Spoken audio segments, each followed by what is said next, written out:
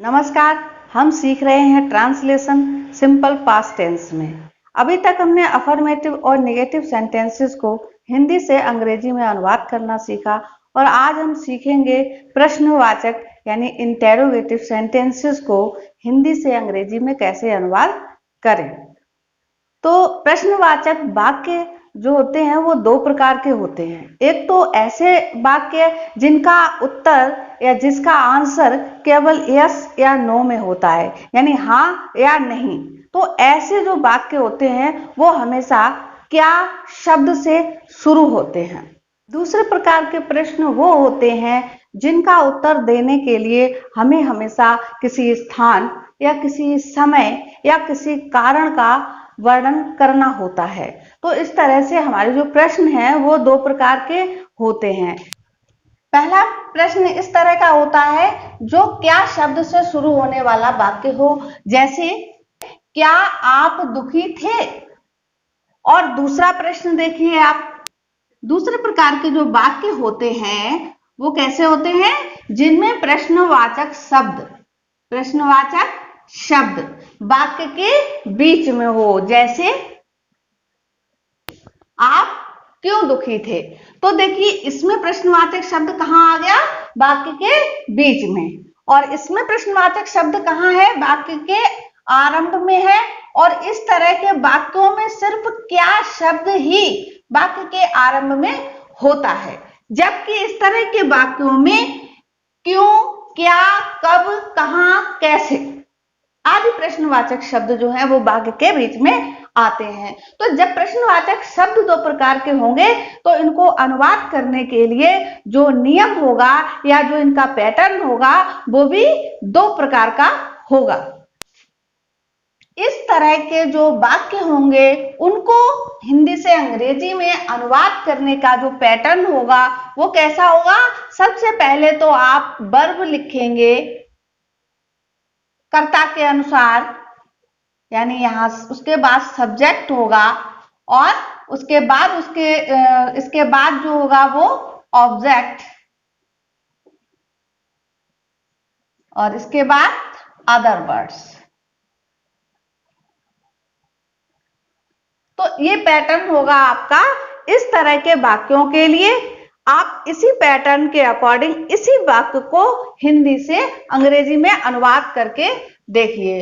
तो इससे पहले एक बार हम रिवीजन कर लें कि इस सिंपल पास्ट टेंस में जो वर्ब होगी, बी वर्ब होगी, वो कौन सी होगी, वॉज होगी या फिर वेयर होगी। ये बी वर्ब आपकी इस सेंटेंस में यूज होगी। और ये जो सब्जेक्ट है उसको हम इस तरह से एक बार हिंदी में भी समझ लें, इसको कर्ता कहते हैं। ऑब्जेक्ट जो है उसको क्या कहते हैं, कर्म कहते हैं। और अदर वर्ड्स को क्या कहते हैं, अन्य शब्द। इसका मतलब क्या है कि इस क्रम के अलावा अगर वाक्य में कुछ और आता है तो आप उसको अंत में लिखेंगे। इसको अब हम ट्रांसलेट करते हैं इसी पैटर्न के अकॉर्डिंग। तो देखिए क्या आप दुखी थे, तो इसमें आपका सब्जेक्ट क्या है, आप। आपके लिए इंग्लिश में क्या होगा, यू। आप कहोगे कि आपने पैटर्न में वर्ब पहले लिखा है तो सब्जेक्ट क्यों लिखा। सब्जेक्ट यहां पर इसलिए लिखा है ताकि आप अकॉर्डिंग टू सब्जेक्ट यहां पर वर्ब लिख सकें। यहां पहले नहीं लिखा है, आप देखिए ये स्पेस इसीलिए छोड़ा है ताकि आपको ध्यान रहे कि यहां पर हमको क्या लगाना है, वर्ब लगानी है। तो सिंपल पास्ट टेंस में यानी इस टेंस में जो वर्ब आएगी वो वॉज होगी या वर होगी। तो यू के साथ यहां पर क्या आएगा, वर्ब, यू। उसके बाद आपका ऑब्जेक्ट है इसमें, तो ऑब्जेक्ट इसमें क्या है, दुखी यानी सैड। Were you sad. और इस तरह से इसमें ये प्रश्नवाचक चिन्ह लग गया। तो क्या आप दुखी थे, तो इसको आप जब ट्रांसलेट करोगे तो कैसे होगा, वर यू सैड। इसमें अन्य शब्द के लिए कोई वर्ड है ही नहीं। अब इस सेंटेंस के लिए हम पैटर्न लिखते हैं तो क्या होगा कि सबसे पहले इसमें हम इंटेरोगेटिव वर्ड की अंग्रेजी लिखेंगे। Interrogative word.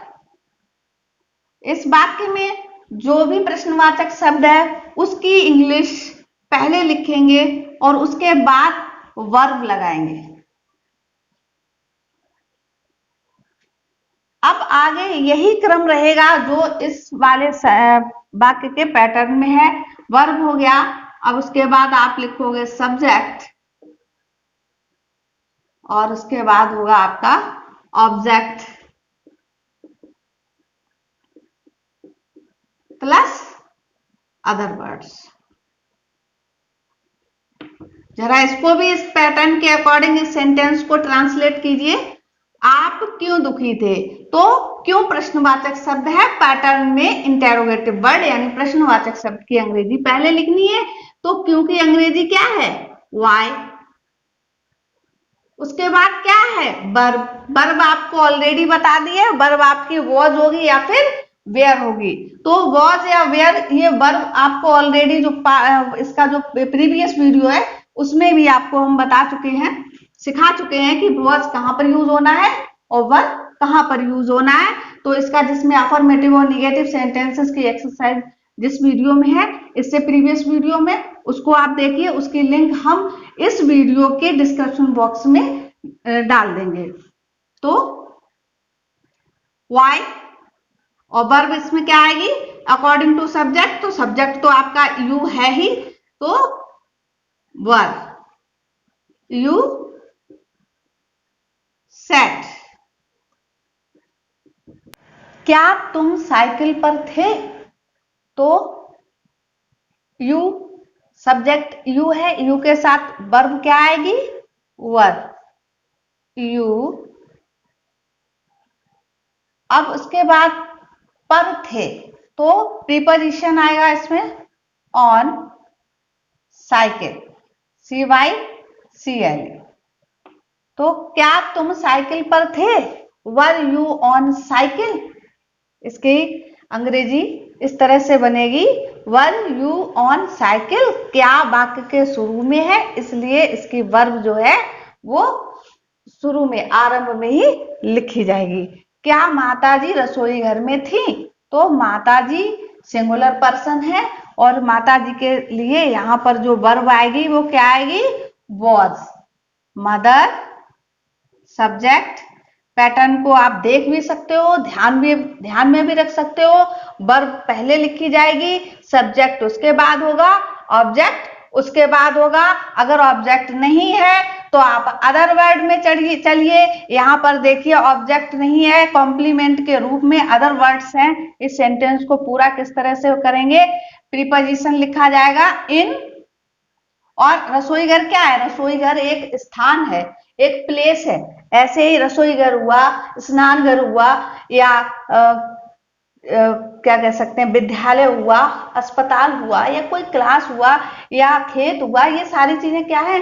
किसी स्थान का बोध कराती हैं। तो ऐसे शब्दों की अंग्रेजी बनाने से पहले इसमें द आर्टिकल लगाएंगे। और रसोई घर की इंग्लिश क्या होगी? Kitchen, KITCHEN। तो क्या माताजी रसोई घर में थी? तो was mother in the kitchen. Next, क्या हम पागल थे? तो वी क्या है? प्लूरल है, बहुवचन है। तो वी सब्जेक्ट के साथ यहाँ पर जो वर्ब आएगी वो क्या आएगी? वर आएगी। और वर वी, और पागल ऑब्जेक्ट है, एडजेक्टिव के रूप में आया है, मैट। Were we met. तो ये है आपके जो क्या से शुरू होने वाले वाक्य। आगे देखते हैं कुछ जिनमें प्रश्नवाचक शब्द कहाँ है? बीच में है। तो प्रश्नवाचक शब्द इन वाक्यों में देखिए आप बीच में लगा हुआ है, इसलिए इन प्रश्नवाचक शब्दों की अंग्रेजी पहले हमको लिखनी होगी। वह कौन था? तो कौन की अंग्रेजी क्या होती है? हु। इसके बाद प्रश्नवाचक शब्द के बाद क्या है? वर्ब। वर्ब आपको क्या लगानी है? दिया गया है वह के लिए एड्रेस किया गया है, तो वर्ब कौन सी आएगी? वॉज और ही। प्रश्नवाचक शब्द यानी हु वॉज ही। इस तरह के वह कौन था, इसको किस तरह से ट्रांसलेट करेंगे? Who was he. नेक्स्ट देखिए, तुम्हारा कलम कहाँ था? तो पहले तो प्रश्नवाचक शब्द कहाँ की अंग्रेजी लिखिए, जो क्या होती है, वेयर। और इसके बाद तुम्हारा कलम, ये सब्जेक्ट है, सॉरी, तुम्हारा कलम ये क्या है, ये सब्जेक्ट है। तो इस सब्जेक्ट के अकॉर्डिंग आप यहाँ पर क्या लगाओगे, वॉज, क्योंकि तुम्हारा कलम, तो कलम एक है ना, सिंगुलर है, तो एक सब्जेक्ट के लिए, सॉरी, सिंगुलर सब्जेक्ट के लिए जो वर्ब लगाएंगे वो क्या लगाएंगे, वॉज लगाएंगे। तो where was your pen, your pen, that, वह स्टेशन पर कब थी, तो कब की इंग्लिश पहले लिखिए आप, व्हेन। और वह स्टेशन पर कब थी, यानी वह की इंग्लिश आपको क्या लिखनी होगी, यहाँ पर शी। और शी के साथ आपको क्या लगानी है, वर्ब वॉज, है ना, प्रश्नवाचक शब्द, फिर वर्ब, उसके बाद सब्जेक्ट, और फिर ऑब्जेक्ट। ऑब्जेक्ट अगर नहीं है तो अदर वर्ड, अदर वर्ड के लिए आप यहां पर लगाओगे at the station.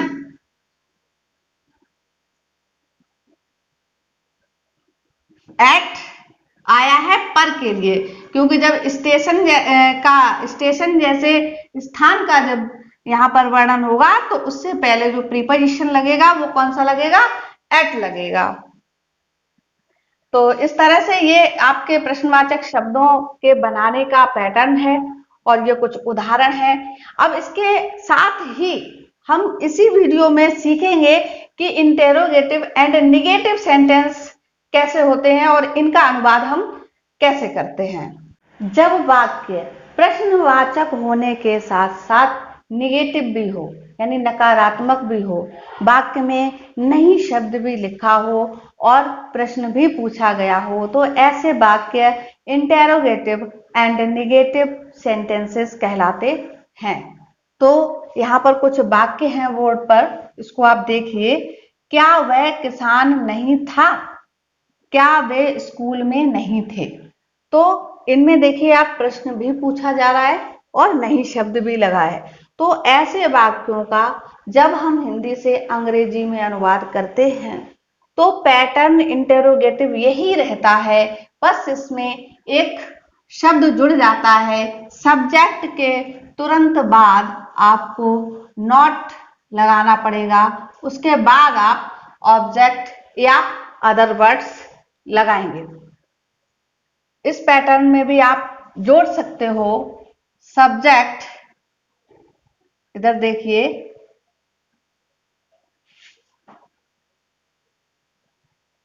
Subject plus not, subject के तुरंत बाद नॉट, उसके बाद ऑब्जेक्ट, यानी ये कर्ता, कर्ता के तुरंत बाद आपको क्या लगाना है, नॉट लगाना है। ये पैटर्न इस तरह से चेंज हो जाएगा यदि वाक्य में नॉट भी यानी नहीं भी लिखा हो। तो ये हो गया पैटर्न। अब हम इस पैटर्न के अकॉर्डिंग इनका ट्रांसलेट कर रहे हैं। ट्रांसलेशन करिए।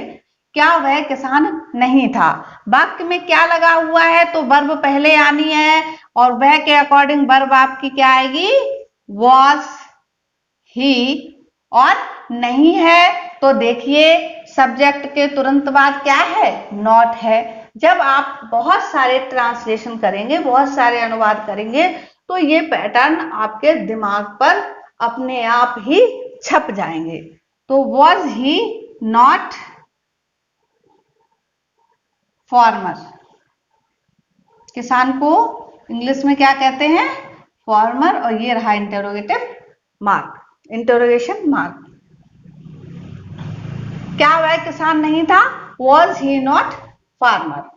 क्या वे स्कूल में नहीं थे, तो वे प्लूरल है, बहुवचन है, तो वर्ब आपकी क्या आएगी, वर, दे। और नहीं लिखा है तो तुरंत सब्जेक्ट के बाद नॉट लगाइए, इन द स्कूल। ये रहा। क्या वह तुम्हारा घर नहीं था, तो वह के लिए क्या आएगा, वॉज, सॉरी, यहाँ पर वह के लिए यहाँ पर क्या आएगा, वॉज आएगा।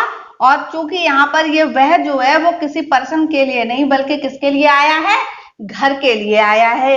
तो घर के लिए यहाँ पर इस वह की इंग्लिश आप क्या लिखोगे, दैट, वॉज दैट, और उसके बाद दैट क्या हो गया, ये आपका सब्जेक्ट हो गया, और नॉट योर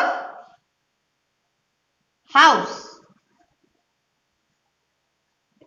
क्या वह आपका घर नहीं था, तो was that not your house. Next देखिए, क्या वह एक अच्छा गायक नहीं था, तो वाज और सब्जेक्ट क्या है, ही, और नॉट आपको सब्जेक्ट के तुरंत बाद लगाना है, नॉट अ गुड सिंगर, पूरा ऑब्जेक्ट आपका यही है, नॉट अ गुड सिंगर। क्या वह एक अच्छा गायक नहीं था, तो was you not a good singer. Next देखते हैं। अब इधर देखिए, ये कौन से वाक्य हैं जिनमें प्रश्नवाचक शब्द बीच में है। तो प्रश्नवाचक शब्द जो बीच में है उसकी इंग्लिश पहले बनाइए। वे खुश क्यों नहीं थे, तो क्यों की इंग्लिश क्या है, वाई। उसके बाद क्या आएगा, वर। तो यहाँ पर जो सब्जेक्ट है वो क्या है, बे है, तो बे के अकॉर्डिंग यहाँ पर जो आपकी वर्ब आएगी वो क्या आएगी, वर आएगी। और ये रहा सब्जेक्ट दे। दे के तुरंत बाद आपको क्या लगाना है, नॉट लगाना है, और उसके बाद आगे ये खुश, खुश का मीनिंग क्या होगा, हैप्पी। ये हो गया आपका ऑब्जेक्ट। वे खुश क्यों नहीं थे, तो why were they not happy, why were they not happy. Next, हम परेशान कब नहीं थे, कब, व्हेन। हम सब्जेक्ट है, तो यहां पर वर्ब क्या आएगी, वर, और सब्जेक्ट बी, नॉट, परेशान, डिस्टर्ब,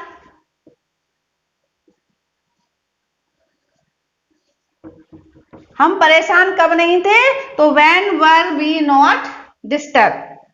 तुम मीटिंग में क्यों नहीं थे, क्यों, क्योंकि अंग्रेजी वाई, और तुम के लिए जो वो आएगी, वर्ब आएगी, वो क्या आएगी, were you in the meeting. तो ये सेंटेंस कैसे हैं, इंटेरोगेटिव एंड निगेटिव सेंटेंस। तो आज हमने ये क्या सीखा, सिंपल पास्ट टेंस में आज हमने सीखा सिंपल पास्ट टेंस में इंटेरोगेटिव एंड निगेटिव सेंटेंसेस। तो अब इसके बाद हम नेक्स्ट वीडियो में सीखेंगे सिंपल फ्यूचर टेंस। तो सिंपल फ्यूचर टेंस सीखेंगे। अभी तक अगर आप हमारे चैनल के लिए नए हैं, सब्सक्राइब नहीं किया हो, तो प्लीज चैनल को सब्सक्राइब कर लीजिए, और अगर ये सेंटेंस अच्छे से समझ में आए हो तो इसको लाइक एंड शेयर कीजिए। Thank you.